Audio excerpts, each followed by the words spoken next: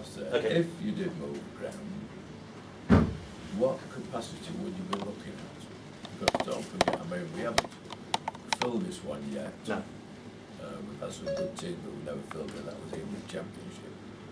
So if you go for a fair size one, you can be, look a little be tempted by just having the bottom part tier filled up.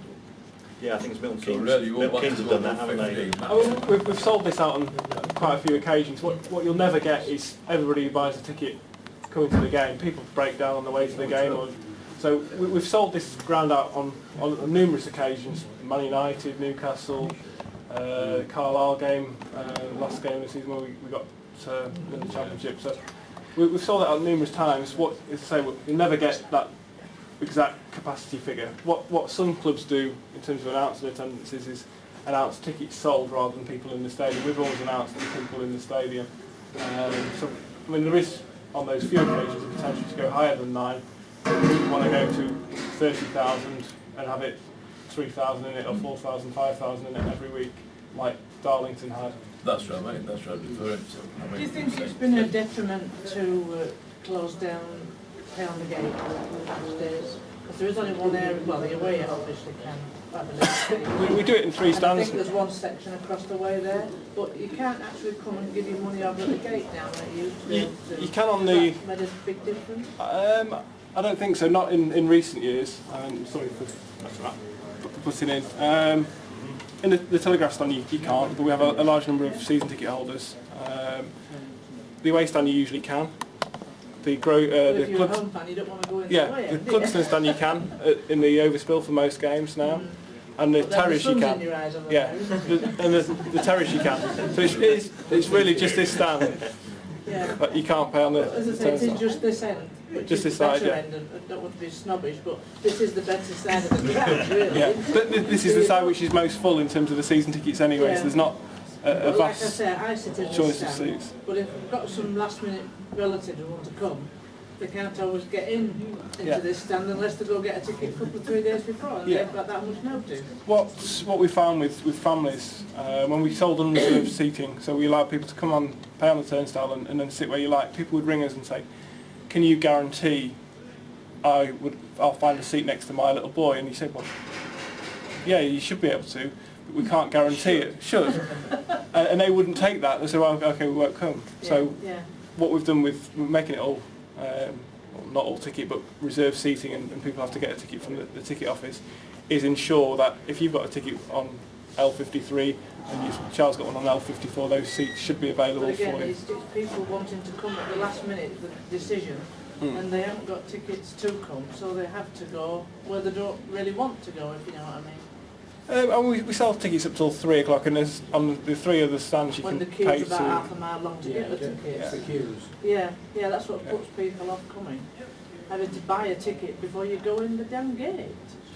What's wrong with paying on the gate? As I say, it stops that reserved. You can't sell to specific seats Yeah. if you allow people to pay on the turnstile. Because if you gave out tickets on the gate, and you can't mix cash gates, so you'd have an adult gate at say £20 and a child one at £6. The child would have to go through a separate gate and therefore get a different numbered ticket as they go through the turnstiles. So You seem to make it, you seem to put obstacles there instead of making it easy and just give 1.5 through one gate, you know. but the thing is, you wouldn't know whether your gate man's fiddling you, would you? If someone. That's down to trust. But also we've got to provide a reconciliation to the Football I League. used to work handling cash every Yeah. day, and if I thought I was on the fiddle every day, I wouldn't have had a job. Yeah, we also need to put a breakdown of in terms of adults, concessions, juniors through the turnstiles to the Football League. And if we were saying we've got 100 people through the gate and we don't know what the breakdown is of how many have paid full price and how many have So that way you kids. could get an adult with a child free, then you wouldn't have to take a child pair. You could do it. Yes, you could give free tickets, but then that reduces the income. But you're giving free child tickets away anyway, some games. Some games, yeah, but not all. I But think if you made it all games, you might get a few more. with a little bit of extra capacity, we'd be able to solve that Yeah. pretty quickly. I think because we are the stadium we are, I think there are difficulties, and I'm not really got into the full workings because I've only been there a few months, but gradually as we look at it, we will, we are taking these questions on board. We are taking the things that fans are telling us, we want to improve this, we But want there to are a lot improve of this. people have actually said to me, "Oh, you can't go down there because I've got to get a bloody ticket before and I ain't got time to go down," and things like that. Last minute for anything is always going to be difficult. Yeah. Always, wherever you are, if you turn up last minute for anything and go on a door, even if it was cash, there's always a difficulty. If we said, yes, you can come down and pay cash, but you might not get the seat you want, you might not sit together, would you still come down? Or would you perhaps buy those tickets in advance? Exactly. So it is difficult, but we are certainly looking at those questions that are coming in. But it's not so long ago that we used to have cash on the gates. It's only less than 10 years ago. There's also the cash handling. There's also the people that have to do this. It's extra people we have to employ. But again, there are things that we will look at and see if we can improve. Sorry. Oh, sorry. Yeah, it's all right. I was talking about the potential move away from the ground here. I think HomeFan talking about if we were to get a bigger stadium, I'm not sure there's the demand from the home end, certainly, because even when we're in the Championship, we weren't filling out the home ends. I know Dave mentioned as examples, but we're talking maybe four times in the last sort of 10 years that we have sold out. And away, probably where we have lost out there is not having a bigger away allocation, like when we've had the Newcastles and Man Uniteds, or even some of the League One teams we had. So I just worry if we were to move to a bigger ground that we'd have this nice new stadium where the fans aren't close to the pitch and the home end is sort of less than half empty, and it's almost nice for the away team coming. Whereas here at the minute, even when you get a half decent crowd, the atmosphere is really good.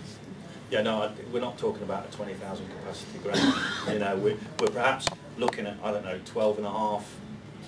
But a new stadium, with better facilities. I think that's what we're looking at to utilise. You still want it to be not a nice place for the away team to come though, like it is here at the minute when you get a decent crowd with the fans close to the pitch, which some of these new stadiums you don't. Things are changing. With the standing now and stuff like that, things are changing. You've got the new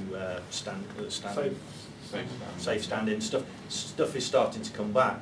Things have changed a lot now over the years. You look at the likes of Chesterfield and Rotherham moving to some nice grounds who can do it. We probably, you look at Hull probably don't even get, look at the average, 18,000 or whatever it was, and they're that big. So we know we're not going to average that. So we have to look at a 12 and a half with the possibility to add on. Because in the end, you're right. Would you maybe put a bigger away end in a 12 and absolutely. 12 and a half? Because as you go up, and if we're lucky enough to be in the Championship, you could have 2,000, 3,000, 4,000 fans coming from those away teams. And even for your cup games, it gives you that extra revenue. And even just 3 or 4 games with it being full is going to bring in a lot of income in for the club. Realistically, the home end, when we've had those sellouts like Dave mentioned, I bet the home end really there wasn't much demand for any more in those games even. I think there's extra demand. I think where we would look to put the capacity, as you said, rightly saying, is the away end. 4 or 5 times a season we sell the away end out, and it'd be nice to have extra area. When this stadium was built, it was initially 11,500 capacity, and over the time the amount of people we can put in standing areas is reduced. We've seated the away end. If we get back to the Championship, which is what we all want to do, we'll have to seat the home end, and suddenly we'll find ourselves in a stadium which is probably not quite 8,000. Is that going to be big enough? Probably not. So we'd have to extend here. Now, if we could go to a stadium with 12,500, say, and be able to give the away team 3,000 or 4,000 as and when needed, but have the flexibility to segregate where we want to, that would give us a lot more flexibility and earning potential. Probably anything more than 12,000 wouldn't really be worth it. And Until we got to the Premiership, then we'd have if you were making the 12,000, you're having the 12,000 with a much bigger away end. The home ends really weren't increasing that much more. We've seen it happen at Blackpool. Fortunately, I've seen that happen hands-on. Where they built the extra 4,500 stand on the side, which is steel, whatever it is, and you're falling down. Sat in there on a wet day. But again, they managed with a 12 to 14 capacity until they added that 4.5 on. And I think it's important to be around about that figure. It's really not, the capacity isn't the bigger key, as in the facilities being used 7 days a week and having the right facilities within the Yeah. stadium. Where will the money come from to build a new stadium? Everywhere, it's quite a wide grasp. There'll be funding available. This site itself is going to be more saleable as we go in with M&S coming in here.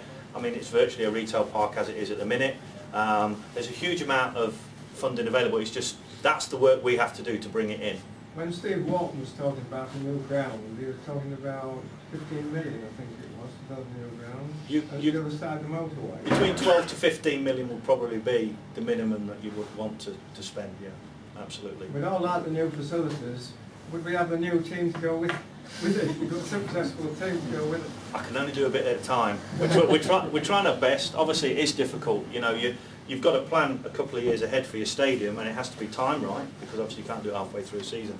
It's early days yet, but I mean, we dominated the game last week at Bristol, but we couldn't score a goal.